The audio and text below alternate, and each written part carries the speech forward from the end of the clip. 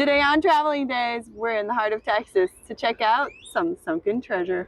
This exhibit, or one like it, may come to a city near you if it isn't already there. Come check out the Titanic exhibition with us.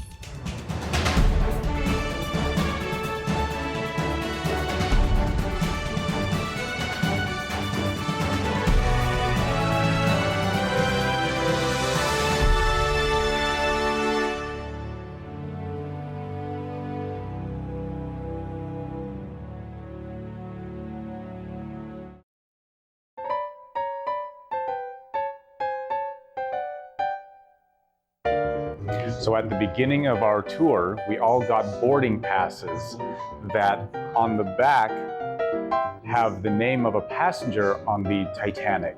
And at the end of the tour, we get to see whether our passenger lived or died. By strange coincidence, my passenger is none other than Joseph Bruce Ismay, the president of White Star Line, who concealed messages about icebergs ahead and ordered full steam ahead to increase the Titanic's speed. So stick around to the end of the video to see if he made it out of the Titanic.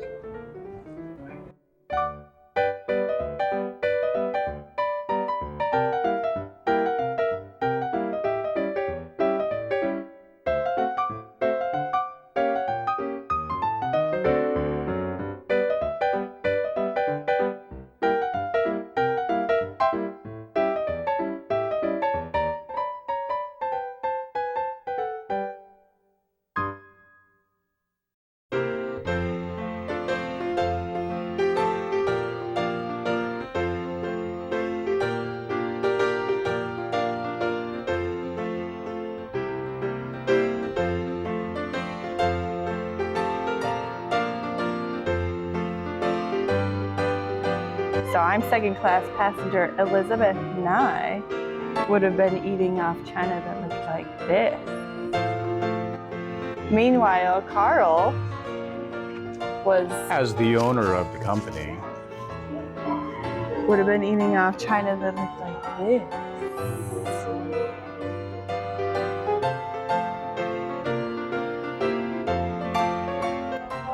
here's a replica of the grand staircase of the Titanic.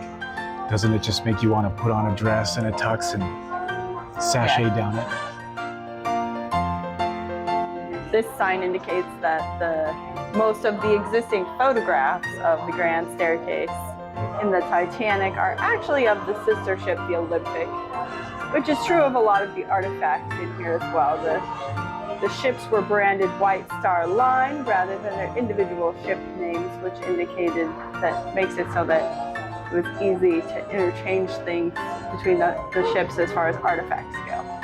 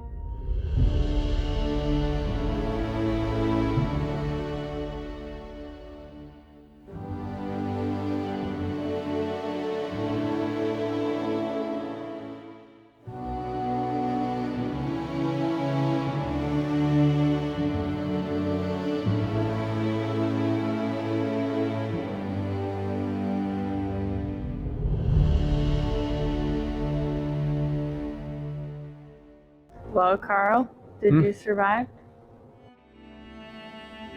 So my passenger, Joseph Bruce Ismay, he survived. It said earlier that he helped a bunch of women from third class into their lifeboat and then hopped in, and that's how he survived. Unfortunately, his valet, Richard Fry, and his personal secretary, William Harry Harrison, did not. But what about you? My passenger, Elizabeth Nye, who was from the U.S., headed back there, was a Salvation Army missionary, traveling in second class. So Amelia Nye's father helped form the Salvation Army in Folkestone, England in 1893. She had been in England mourning the loss of her husband and son, who both died the previous year, and her faith had kept her dedicated to the Salvation Army's cause. And it appears that both she and her traveling companion, Amelia Millie Brown, survived.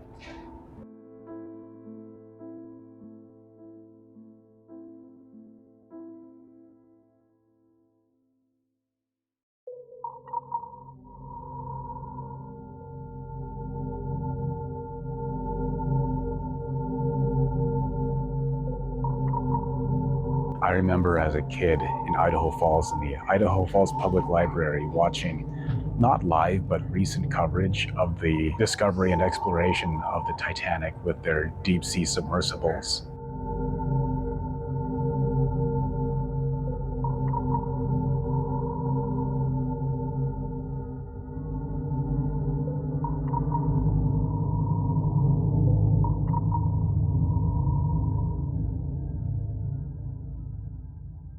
The opportunity to come and pretend to be one of the passengers on the Titanic makes it more real. Think about how many people perished and how many people survived, and that it was so much who happened to have money and who didn't, and also luck of the draw, who happened to be where, and whether or not they believed the Titanic was really unsinkable. And it's moving and heartbreaking. There's a very somber feeling in this exhibit, especially towards the end, as you contemplate and even, in some cases, go through a simulated experience of what it was like for the boat to sink. And you contemplate the scale of death that occurred that night, but also all of the innovations that were put into place after the tragedy, and just consider how many lives have been saved or lost lives prevented because of innovations like that we practice now.